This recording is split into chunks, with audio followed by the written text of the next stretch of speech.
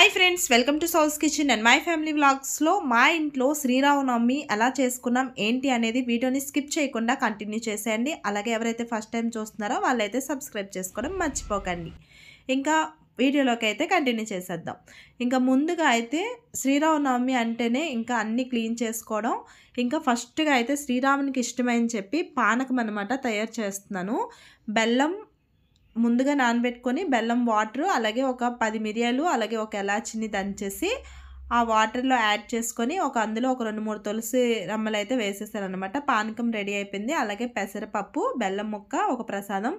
Next బియ్యం కొంచెం నానబెట్టుకొని దాన్ని మిక్సీ పట్టేసి దానిలోనేమో కొంచెం బెల్లం, నెయ్యి అలాగే యాడ్ చేసుకొని పాలతోని ఇలాగా చలివిడి రెడీ చేసి పక్కనైతే పెట్టుకున్నాను అనమాట. ఇంకా శ్రీరామ్ ప్రసాదాలు అయితే రెడీ. సో నెక్స్ట్ బూర్ల కోసం ఇంకా పప్పు బియ్యం పిండి ఆడించి పెట్టుకున్నాను. నెక్స్ట్ దానిలోనే గ్రైండర్లోనే ఇంకా గార్లిక్ కూడా రుబ్బు అనేది రెడీ చేసి పెట్టుకున్నాను అనమాట. సో ఇప్పుడైతే పెరుగుని మజ్జిగలా చేసుకొని పెరుగు వడ చేద్దామని చెప్పి రెడీ చేసి పెట్టుకున్నాను. ఇంకా ముందుగా అయితే వడలు అయితే వేసేస్తున్నాను. ఎందుకంటే ఫస్ట్ వడలే వేసుకుంటే బాగా పెరుగులో నానుతాయి కదా. సో అందుకోసం అని చెప్పి నేనైతే ఫస్ట్ వడలు అయితే ప్రిఫరెన్స్ ఇచ్చాను అనమాట. సో ఫైనల్గా వడలన్నీ కూడా మజ్జిగలో వేసుకొని రెడీగా అయితే పెట్టేసుకున్నాను అనమాట. తర్వాత కొంచెం నార్మల్ వడలు కూడా పెట్టుకున్నాను. సేమ్ వడలు అయితే రెడీ అయిపోయాయి కదా. తర్వాత అయితే పక్కన పెట్టేసి ఇంకా అదే కళాయిలో బూర్లు అయితే ముందుగా రెడీ చేసి పెట్టుకున్నాను కదా. ఇంకా బూర్లు కూడా వేసేసాను అనమాట. ఈ బూర్లు వేసినప్పుడు సోయిలో కొంచెం వంట సోడా అనేది వేసుకుంటే క్రిస్పీగా, అసలు రోజంతా కూడా ఆ క్రిస్పీ అనేది పోదనమాట. ఎప్పుడు ఇంకా క్రిస్పీగా ఆ పై లేయర్ అనేది చాలా బాగుంటుంది అనమాట. ఇంకా ఫైనల్గా మా బూర్లు కూడా రెడీ అయిపోయాయి. ఇంకా గారెలకి తాలింపు పెడదామని చూశాను అనమాట. చూసే లోపల ఆ గారెలకి ఏంటంటే కంఫర్ట్గా అనిపించలేదు. సో వేరే దీంట్లో వేసుకొని తాలింపు అయితే వేస్తున్నాను అనమాట. ఇంకా నెక్స్ట్ కొంచెం పులిహోర కూడా రెడీ చేసుకున్నాను. చింతపండు పులిహోర అనమాట చేశాను. ఇంకా పప్పు కూడా పెట్టాను. మెంతుకూర పప్పు చేశాను అనమాట. కొంచెం మెంతుకూర పప్పు. ఇంకా కర్రీ కోసం ఏంటంటే అన్ని రకాలు ఉన్నాయి, కొంచెం ఉన్నాయి.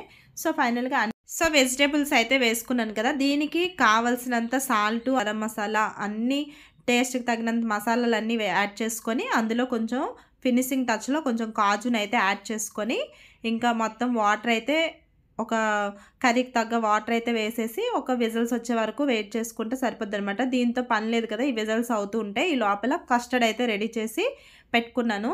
ఇంకా అందులో ఫ్రూట్స్ అన్నీ కట్ చేసేసి దానిలో కూడా కొంచెం డ్రై ఫ్రూట్స్ని, అలాగే ఒక 2-3 టేబుల్ స్పూన్ వరకు మిల్క్ మేడ్ని కూడా యాడ్ చేసుకున్నాను. సమ్మర్లో ఏంటంటే ఇలాంటి పెరుగు వాళ్ళు, ఇలాంటి కస్టర్డ్స్ తింటే మంచిదని చెప్పి, ఇంకా ఫ్రూట్స్ పిల్లలకు కూడా హెల్తీగా ఉంటుందని చెప్పి ఇంకా కస్టర్డ్ చేశాను అనమాట. దీనికి ఎక్కువ టైం కూడా అవసరం లేదు, ఒక 5 మినిట్స్లో అయిపోతుంది అనమాట. ఇంకా నెక్స్ట్ కొంచెం రసం అయితే చేసుకున్నాను అనమాట. ఇది మిరియాల రసం.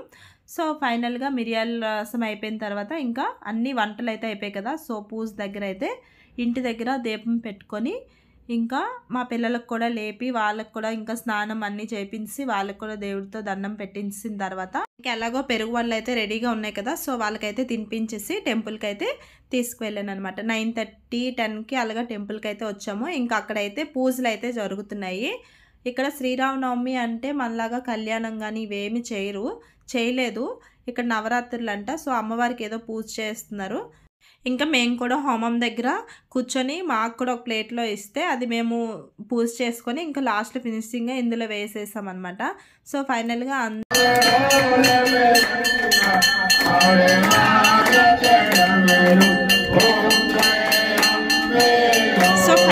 హారతి ఇచ్చిన తర్వాత అదే టెంపుల్లో ఇంకా కర్రీ పూజ ఎవరైనా బయట వాళ్ళు వచ్చి చేసుకోవచ్చు అనమాట. ఇంట్లో పెట్టలేని వాళ్ళు అలా ఉంటారు కదా. ఇక్కడ ఒక ఫ్రూటీస్ కానీ ఇలా బిస్కెట్స్ కానీ ఏదో ఒకటి వాళ్ళకి నచ్చినట్టు ఇస్తూ ఉంటారు అనమాట చిన్నపిల్లలకి. అలాగే ఒక 10 రూపీస్లు అలా ఇస్తారు.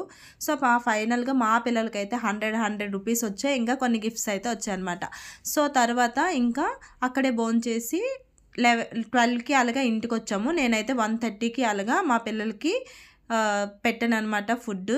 ఇంకా పెట్టిన తర్వాత 3 o'clockకి ట్యూషన్కి అయితే తీసుకొని వెళ్ళిపోయాను అనమాట. 3 to 6 ట్యూషన్ అయిపోయిన తర్వాత టెంపుల్ దగ్గర బండారా జరుగుతుంది ఇంటికి తెచ్చే దారిలో. సో ఫైనల్గా ఇంక ఇంట్లో బ్యాగులు పెట్టేసి అయితే ఇంకా వచ్చేసాము. ఇంకా మళ్ళీ ఈవినింగ్ ఎవరో కన్ని పూజ చేస్తున్నారంటే బాక్స్లు అయితే ఇచ్చారనమాట.